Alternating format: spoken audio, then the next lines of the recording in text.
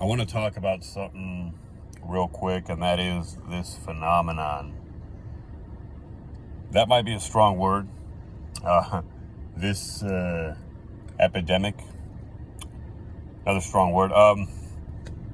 This thing where men nowadays are less threatening. To call a spade, men nowadays are becoming increasingly feminized and just essentially, as I said, less threatening, less imposing, you might say, and really, men are incentivized. To some degree, they've always been incentivized to behave, let's say, to act right, to be more civilized, more sociable. But when it's time for a war to be fought, or the barbarians need to be kept at bay, or you need someone to deal with the thieves trying to break into your house, then you want the animal, right? Then you want that man who can do what needs to be done.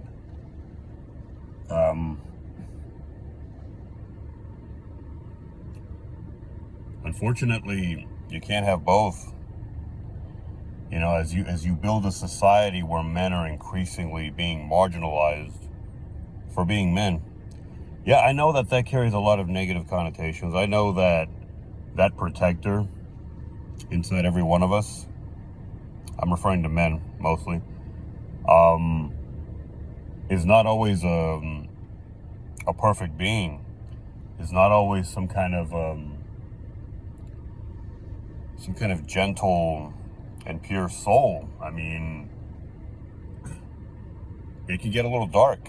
Those qualities that you need in those moments when you're looking for protection or you're looking to be saved.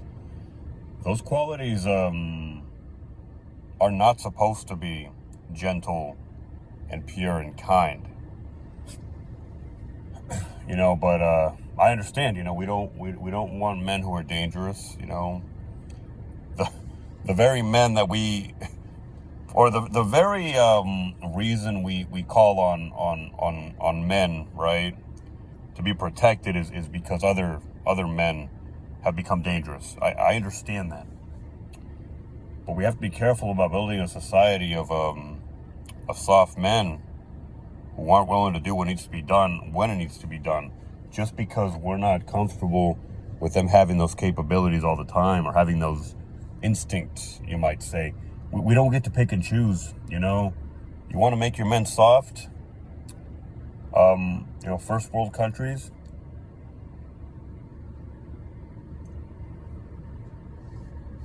you have to take that softness 24/7, 365. Okay, you don't get to brush it aside when it's convenient. If you want, on the other hand, you want that stuff. You want those qualities that need to be there when the protection or the saving is required or needed. Then you got to accept that they're going to be there. They're going to be there 24/7, and they're going to be there every day of the year. And so you got to pick the lesser of two evils. You can't just have what feels convenient now and then what feels convenient later. Yeah, that's cute. It's a very pretty idea, and it's fucking lovely. But sorry. I guess people lose their temper sometimes. Men included.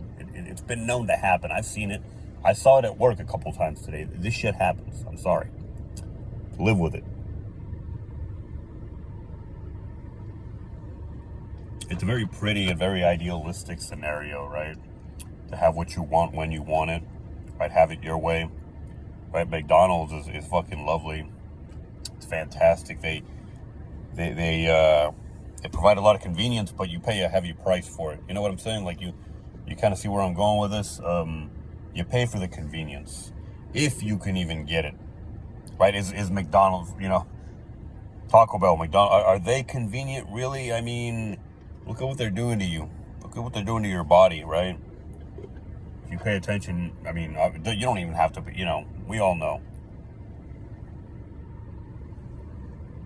All the high fructose corn syrup, all this lovely stuff, right?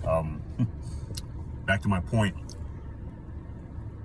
You can't get, you can't have it that way. You can't have it. You can't have your fucking cake and eat it too. You can't just,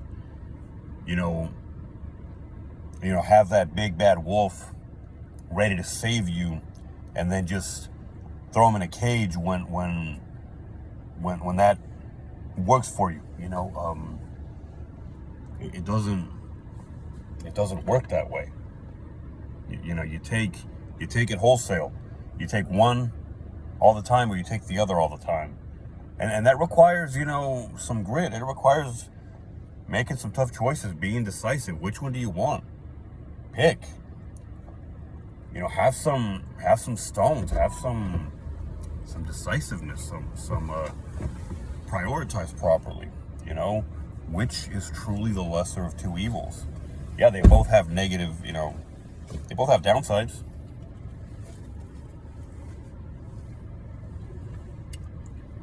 Figure out which one has fewer downsides, or downsides that are less drastic, and also has more upsides, and upsides that are more beneficial. But don't play this little game where you pussyfoot and you stand or sit on a fence. Yeah, you can stand on the fence, yeah, and you can stand tall, and yeah, you're standing, but you're not making a decision. So don't be so proud of that. Pick one. I'm not telling you which one to pick. I mean, far be it from me, right? But you got to choose. You got to decide. You got to pick one or the other.